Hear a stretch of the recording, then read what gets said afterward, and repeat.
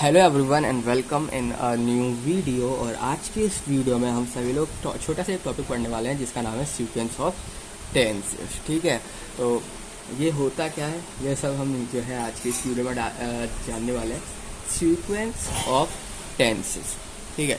Sequence of tenses का basic principle यही होता है कि ये टेंस के वर्ब पे वर्क करता है, टेंस के वर्ब पे वर्क करता है, टेंस के वर्ब में सिंपली फॉलो करता है। ठीक है, ये फॉलो करता है टेंस की वर्ब को। ठीक है, ये प्रिंसिपल क्लॉज को यहाँ पर क्या करता है, फॉलो करता है। जो सीक्वेंस होता है इसका मतलब सिंपली होता है कनेक्टिंग। इसका मतलब सिंपली क्या होता है, कनेक्शन। किसके साथ कनेक्शन, वर्ब के साथ। सीक्वेंस ऑफ टेंसेस में सिंपली आपका कनेक्शन बनाया जाता है वर्ब के साथ। सिंपली वर्ड्स का वर्ब के साथ जो है, टेंसेस का वर्ब के साथ जो है, यहाँ पर वर्ब की जो टेंस है, याद रखना, वर्ब की जो टेंस है उसके साथ यहाँ पर कनेक्शन फॉर्म किया जाता है। उसी को हम यहाँ पर सीक्वेंस ऑफ टेंसेस कहते हैं। उसी को हम यहाँ पर सीक्वेंस ऑफ टेंसेस कहते हैं।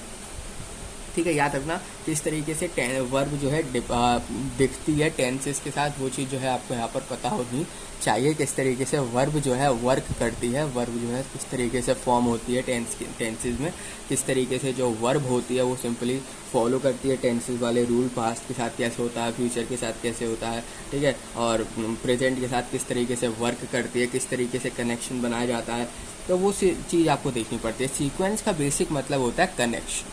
सीक्वेंस का मतलब होता है कनेक्शन, इसमें हम कनेक्शन बनाते हैं। बेसिकली सीक्वेंस ऑफ टेंसेस का मतलब हो गया कनेक्शन बनाते हैं टेंस के वर्ब के साथ। ठीक है, तो ये सिंपल इस प्रिंसिपल पे ये वर्क करता है। तो the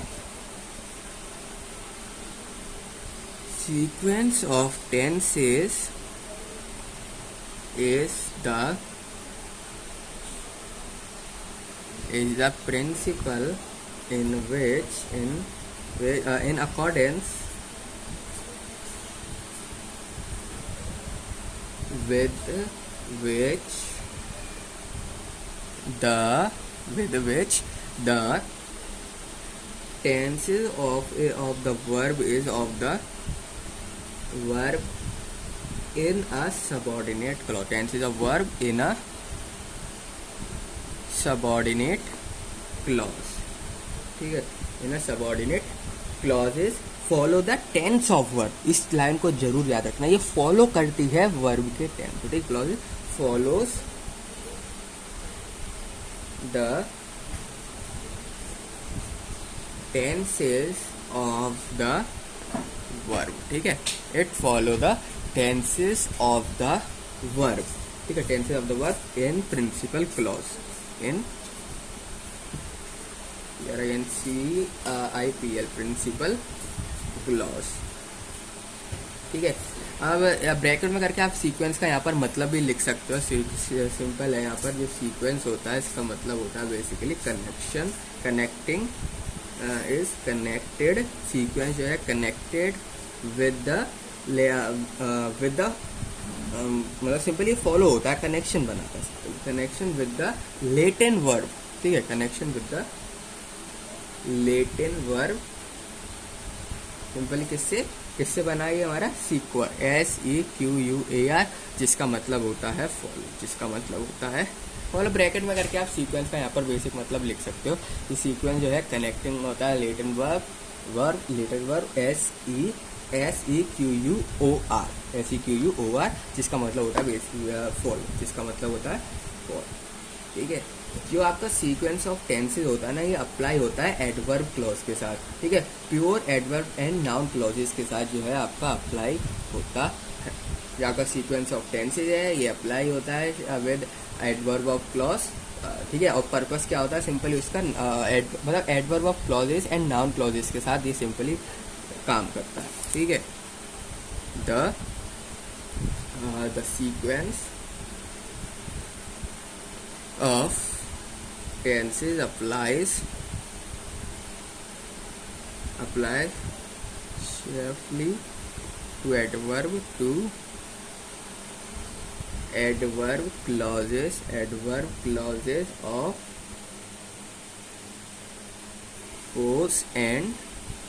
purpose and adverb clauses of purpose and noun clause। Adverb clause और नाउन क्लॉज को सिंपल यहाँ अंडरलाइन और कर लिया। Noun clauses. अभी एडवर्ब क्लॉज, नाउन क्लॉज क्या होता है, सिंपली क्लॉज वाली वीडियो ज़रूर से देख लेना। क्लॉजेस क्या होता है, ठीक है। क्लॉज हम कहते हैं किसको है, नाउन क्लॉज क्या होता है, एडवर्ब क्लॉज क्या होता है, इन क्लॉजेज में डिफरेंस किस तरीके से होता है। उसके अलावा जो है आपको जो है पता होना चाहिए क्लॉजेस के अलावा फेजेस के भी बारे में, ठीक है।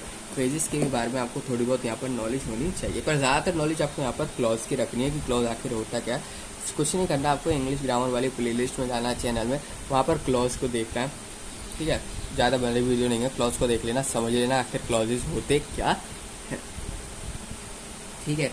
अब बात करते हैं simply past tense principal clause की, जो कि फॉलो करते हैं पास्ट टेंस को और जिनका सबऑर्डिनेट क्लॉज होता है। मतलब सिंपल शब्दों में कहूँ तो एग्जांपल देखने वाले हैं हम पास्ट टेंस के कुछ एग्जांपल यहाँ पर देखने वाले हैं, ठीक है।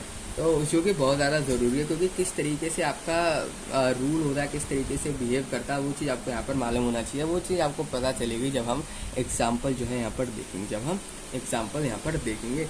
जैसे कि सिंपली हम करने क्या वाले हैं, हम पास्ट टेंस को in principal clause, in the principal clause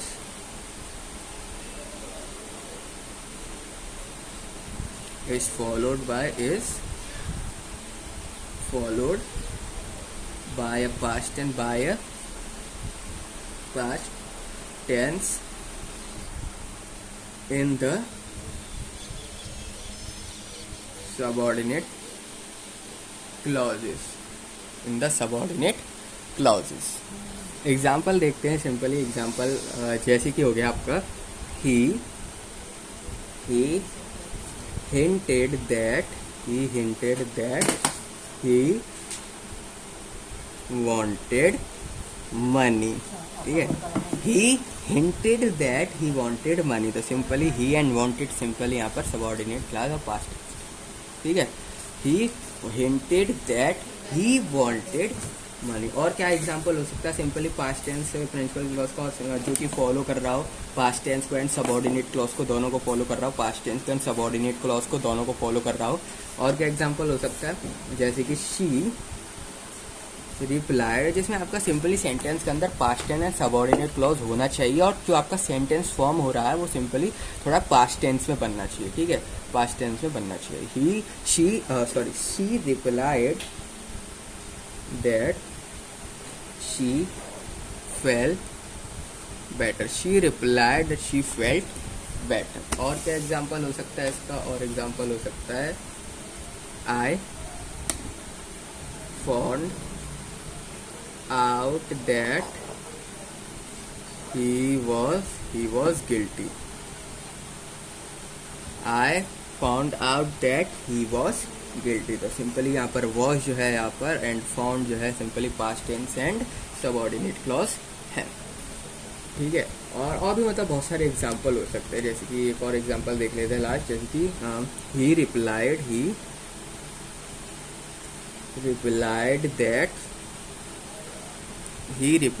that he would come, he replied that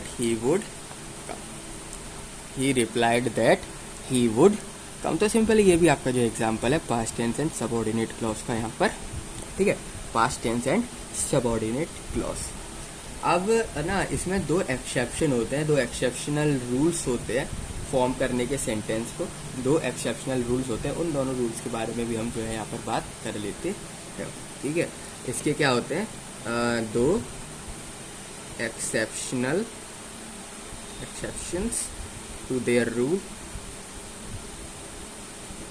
कौन कौन से, first of all past tense जो होता है वो प्रिंसिपल क्लॉज को फॉलो करता है। सिंपल जो पास्ट टेंस होता है प्रिंसिपल क्लॉज में, पास्ट टेंस होता है बेसिकली, आप ये समझो पास्ट टेंस जो होता है वो फॉलो करता है प्रेजेंट टेंस को, वो भी सबऑर्डिनेट क्लॉज में, प्रेजेंट टेंस को इन सबऑर्डिनेट क्लॉज, ठीक है। ये फर्स्ट रूल है आपका, प्रेजेंट टेंस को सबऑर्डिनेट क्लॉज में जो है यहाँ पर फॉलो करता है पास्ट टेंस प्रिंसिपल क्लॉज, ठीक है। तो जो होता है past tense in the principal clause, in the principal clauses वगैरह अगर आपको नहीं आते तो सिंपली आपको वो सीखना पड़ेगा सबसे पहले कि आखिर क्लॉज वगैरह होता क्या है। तो क्लॉज वाली वीडियो ज़रूर से आप देख लेना, ठीक है। Past tense in principal clauses may followed, may be followed by present tense, may be followed by a present tense, present, present tenses in subordinate clause. याद रखना कौन सी क्लॉज में, subordinate clause, in the subordinate clause, in the subordinate clauses, when subordinate clauses, जो आपका subordinate clause है वो universal truth हो, जब, कब भी, कब ये भी है, कब आखिर होगा, कब होगा, जब आपका जो सबऑर्डिनेट क्लॉज है वो एक्सप्रेस कर दे यूनिवर्सल ट्रूथ को, जो यूनिवर्सल ट्रूथ है सिंपली, ठीक है, जो मतलब कभी फॉल्स हो ही नहीं सकता, सिंपली उस चीज़ को ये एक्सप्लेन कर दे, तो वो सिंपली आपका जो है यहाँ पर सबऑर्डिनेट क्लॉज में, ठीक है। व्हेन यहाँ पर ये और लिख सकते हो present tense in subordinate clause, when, कब, जब आपका सबऑर्डिनेट क्लॉज, जब आपका सबऑर्डिनेट क्लॉज जो है वो एक्सप्रेस कर दे universal truth, express is a universal truth, ये यूनिवर्सल ट्रूथ को वो क्या कर दे, एक्सप्रेस कर दे। किस तरीके से यूनिवर्सल ट्रूथ को एक्सप्रेस कर रहा है, जैसे कि एक ग्रेविटी पे एग्जांपल लिखते हैं, जैसे कि हो गया हमारा Newton discovered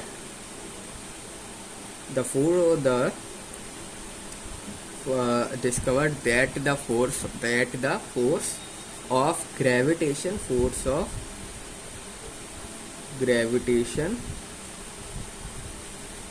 makes apple fall।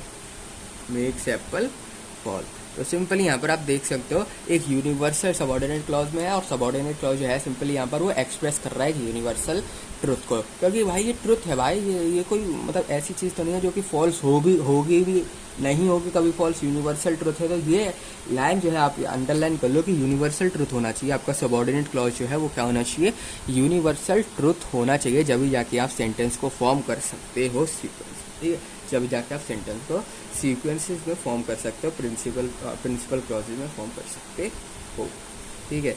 दूसरा रूल क्या है, जो आपका सबऑर्डिनेट क्लॉज है वो इंट्रोड्यूस होना चाहिए देन से, ठीक है, जो आपका सबऑर्डिनेट क्लॉज जब भी आपका यहाँ पर फॉर्म है, दूसरा रूल है, ठीक है, दूसरा एक्सेप्शनल है, आप कह सकते हो एक्सेप्शनल है, ठीक है।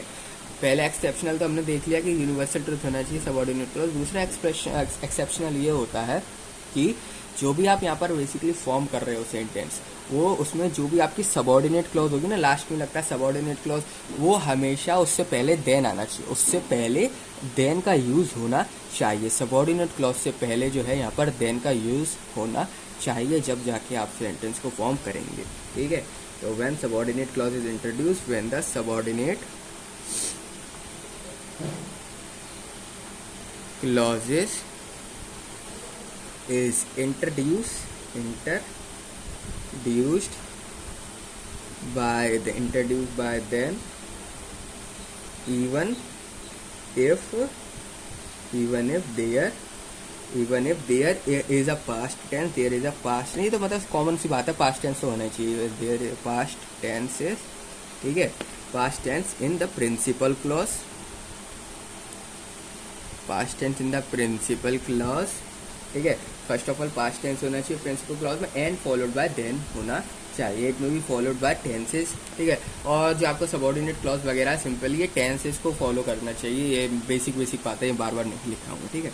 एग्जाम्पल देखो, एग्जाम्पल किस तरीके से, जैसे कि he like you better than he likes me. तो यहाँ पर देख सकते हो जैसे ही आपका सबऑर्डिनेट क्लॉज आया यहाँ पर, तो देन से उससे पहले यहाँ पर क्या यूज़ किया गया है, देन यूज़ किया गया, यही दूसरा एक्सेप्शनल है, ठीक है, ठीक है, यही क्या है आपका दूसरा एक्सेप्शनल है। जब भी सेंटेंस में सबऑर्डिनेट क्लॉज यहाँ पर आए, सबऑर्डिनेट क्लॉज फॉर्म होता हुआ आपको दिखे, सबऑर्डिनेट क्लॉज दिखे सेंटेंस में, करना कुछ नहीं है, उससे पहले देन लगाना है, ये एक्सेप्शनल है, ठीक है, ये एक्सेप्शनल है, जब जाके आप सेंटेंस वगैरह जो है यहाँ पर फॉर्म कर सकते हो, ठीक है, सेंटेंस वगैरह जो है आप लोग फॉर्म कर सकते हो। तो ये बस एक बेसिक जो बात थी वो मैंने आपको यहाँ पर बता दी। और एक और जो बात है वो है कि प्रेजेंट और फ्यूचर टेंस जो भी होते हैं आपके प्रिंसिपल क्लॉज में, वो भी फॉलो करने चाहिए टेंसेस को, जो रिक्वायर्ड टेंस हो। मतलब सिंपली सेंटेंस जिस टेंस में हो वो टेंस होना चाहिए। एंड आपके जो प्रेजेंट एंड फ्यूचर टेंसेज होते हैं, प्रेजेंट और फ्यूचर की मैं बात कर रहा हूँ, ये सारी तो बात पास्ट की थी, ठीक है। अगर जो प्रेजेंट और फ्यूचर टेंसेज होते हैं, प्रेजेंट और फ्यूचर टेंसेज प्रिंसिपल क्लॉज में, वो स्ट्रिक्टली फॉलो करने चाहिए टेंसेज को, वो स्ट्रिक्टली टेंसेज को फॉलो करने चाहिए। सेंटेंस जिस टेंस में है उस टेंस में जो है हमारा सेंटेंस का मतलब टेंस क्लियर होना चाहिए, ठीक है। तो जो आपके प्रेजेंट और फ्यूचर टेंस है और future tenses in the principal clause, in the principal clauses may be followed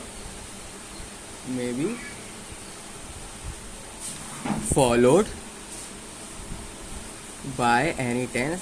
जो आपका प्रिंसिपल क्लॉज है सिंपली फॉलो करना चाहिए, कोई भी tense followed by any tense is required, any tense is required by the sense, required simply जो आपको लग रहा हो कौन सा टेंस जो है यहाँ पर परफेक्टली बैठ रहा है, required by the sense, required by the sense. जैसे कि एग्जांपल देखो, ही थिंक्स, ये चाहिए yes, he thinks that she is there. और क्या एग्जांपल बन सकता है, और एग्जांपल बन सकता है, ही थिंक्स दैट